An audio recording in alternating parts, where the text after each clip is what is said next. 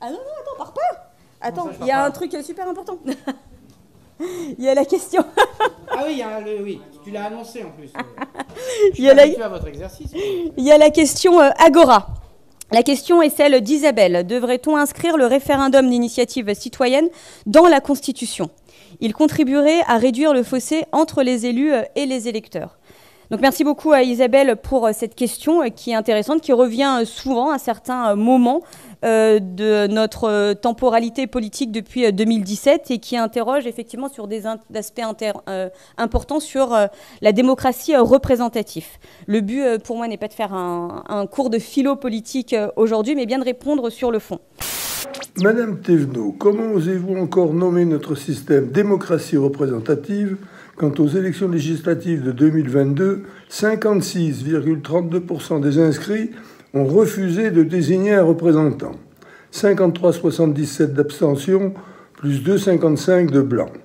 Cela est logique, puisque depuis des décennies, les alternances au pouvoir des partis dits de gouvernement n'ont pas résolu les problèmes importants des Français.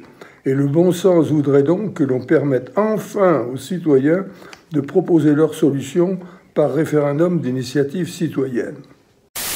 Le référendum d'initiative citoyenne, ou le RIC, c'est un dispositif qui permet à des citoyens d'organiser un référendum pour consulter l'ensemble des Français sans que l'accord du Parlement ou du président de la République ne soit nécessaire.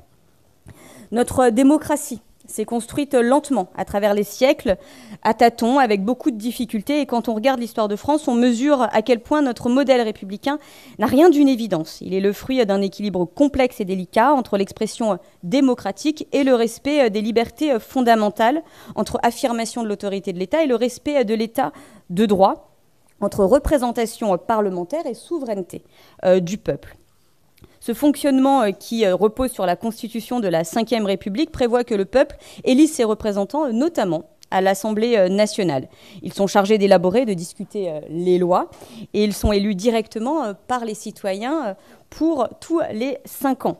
Ce fonctionnement permet de privilégier la discussion, le débat et le long sur le temps long, avec une seule boussole, celle de l'intérêt de la nation et le respect bien évidemment des libertés et des droits fondamentaux.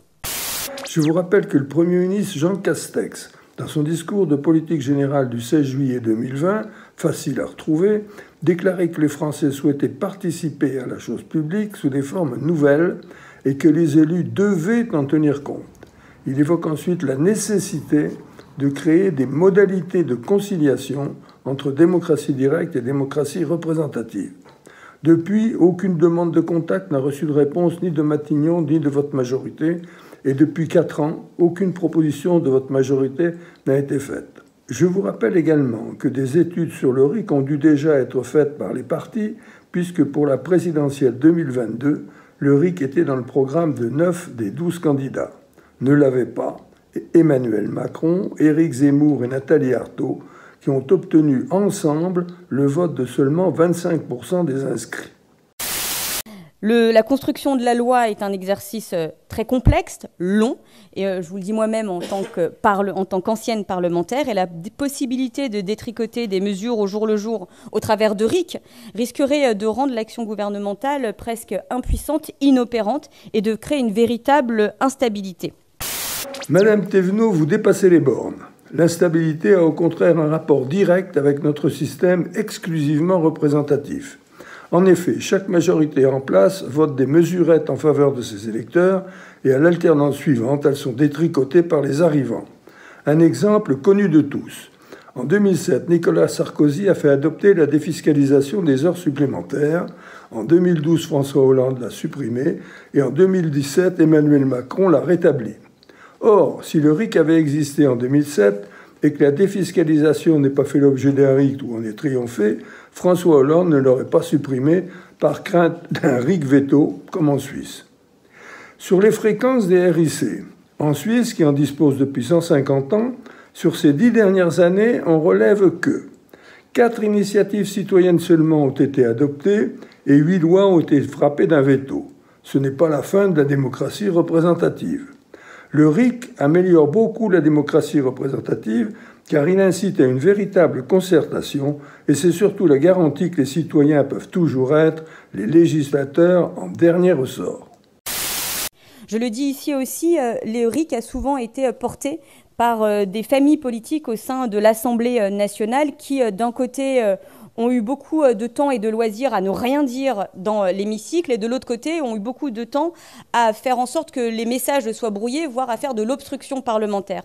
Je pense que le premier des enjeux de démocratie représentative et de faire en sorte que la parole politique ait un sens, c'est de ne pas oublier que quand on est élu à l'Assemblée nationale, on est le résultat d'une prononciation par le vote, d'une capacité à représenter la voix de nombreuses femmes et hommes qui nous ont fait confiance pour pouvoir travailler en leur nom au sein de l'Assemblée nationale. Donc peut-être que ces deux premières forces politiques, qui sont le RN et la LFI, vous me connaissez, je n'ai pas tendance à ne pas dire les choses, avant de mettre en œuvre et à appeler à des RIC, que nous pouvons effectivement discuter, devraient déjà s'attacher à respecter le fonctionnement de l'institution qu'ils sont censés représenter.